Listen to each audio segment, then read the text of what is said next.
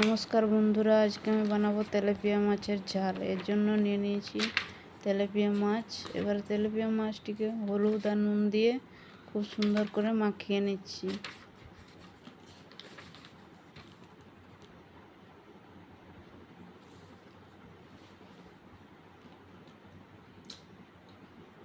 একটু বড় সাইজের ছিল মাছটা, তাই খেতে খুব টেস্টি হয়েছিল। এর থেকে ছোট সাইজ নিলে ভালো লাগে না খেতে। এরপর আমি মাছগুলোকে এক এক করে ভেজে নিচ্ছি।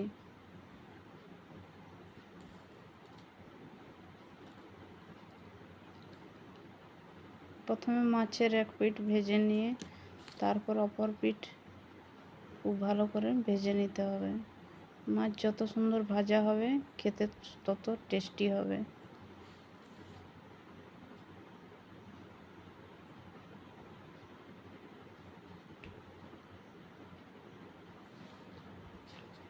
দেখুন মাছটা খুব সুন্দর করে ভেজে নিয়েছি আমি, একদম লাল লাল করে। এরপর একটা পেঁয়াজ আমি গ্রেট করে দেব। পেঁয়াজটা গ্রেট করে নিচ্ছি।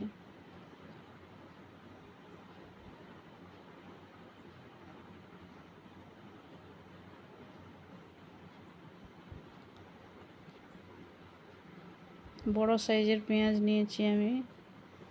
এই পেঁয়াজটা গ্রাইন্ডারে বেটে দিলেও হতো, কিন্তু আমি গ্রেট করে নিচ্ছি।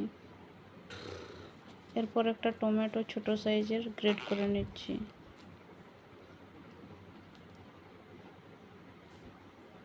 এভাবে গ্রেট করে নিলে খুব তাড়াতাড়ি রান্নাটা হয়ে যায়। এরপর আমি মশলা বেটে নিচ্ছি। সরষে আর দুটো শুকনো লঙ্কা আর এক কোয়া রসুন।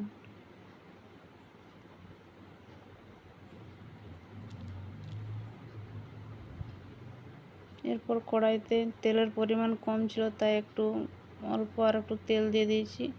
দিয়ে পেঁয়াজটা দিয়ে দিলাম। পেঁয়াজটা খুব লাল লাল করে ভেজে নিতে হবে।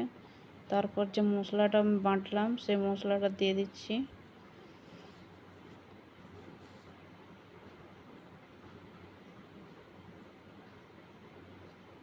এরপর লঙ্কা গুঁড়ো 1 চামচ, হলুদ গুঁড়ো 1 চামচ দিয়ে দিচ্ছি।